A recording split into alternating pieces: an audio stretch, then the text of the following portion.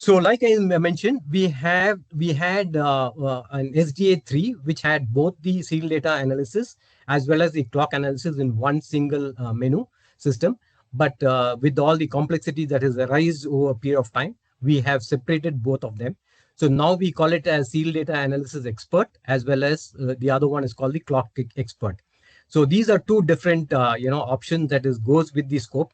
And for any kind of measurement for the electrical signal, could be a normal standard NRZ signal, or it could be a PAM3 or a PAM4 signal, because all the signaling formats are now being driven by PAM signaling.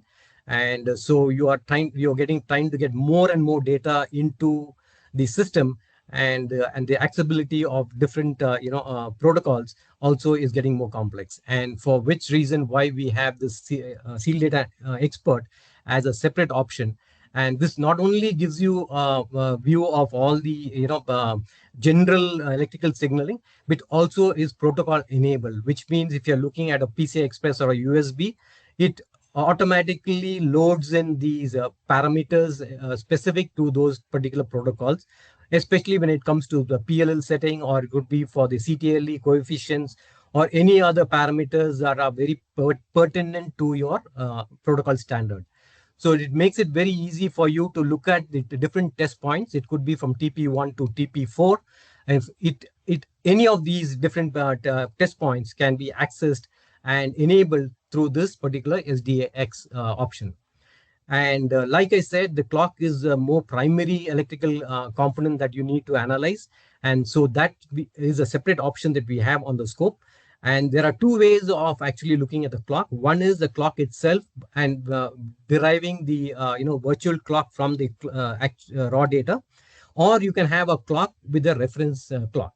And so in both ways, we need to know what is an ideal position of your edge, and based on which we determine where the other following edges are falling, whether it is actually falling at the ideal position, or is it lagging or leading, depending upon its position through the every cycle that is being measured.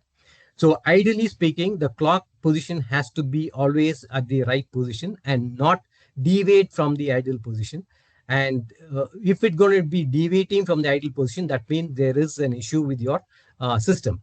But there is always a tolerance that is allowed for which it can move left, lead or lag. And based on the values, the representation is in terms of total jitter. So the total jitter is basically derived out of something called a parameter called TIE, which is time interval error. And it's a more complex mathematical representation, which we actually derive a track function on the TIE and histogram that to get a total value, measurement value. And so this is the process that by which we actually get the values of the jitter values from the raw data. So here's a picture of our SDAX. You can see that we have it is very in terms of their information that we provide. It's it's more very complex and comprehensive, and so it gives you all the test points within a system.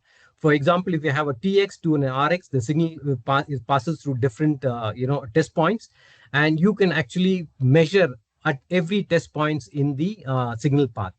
And for example, if you're looking at a TX, the TX would have a very open die.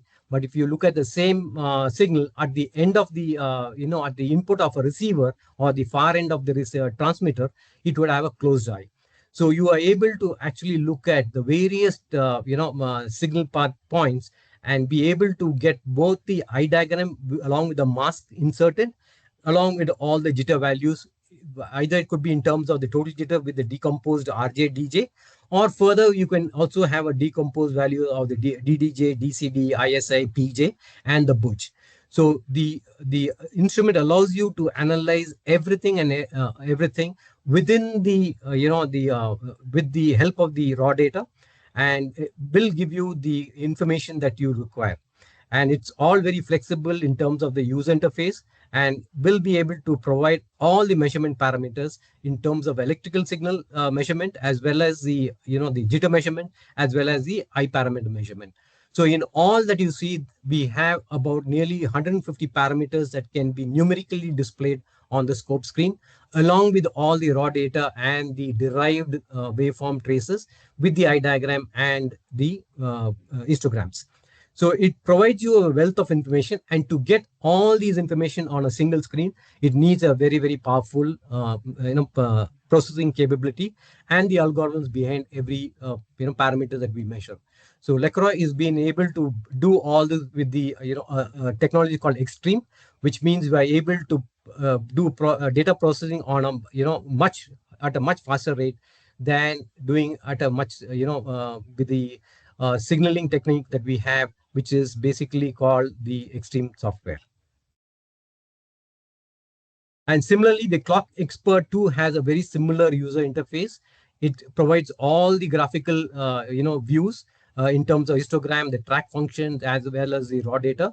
And this comes with the help of the multi-grid display that we have, which helps you to isolate or individually put the traces in the individual grid.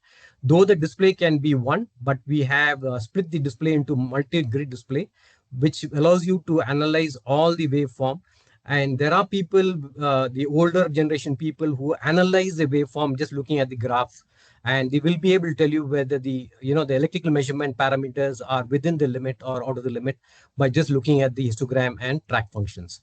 So these are very important tools that we provide as far as the measurement goes. And so for the any kind of analysis, it is very comprehensive in terms of the information that we provide on the scope screen.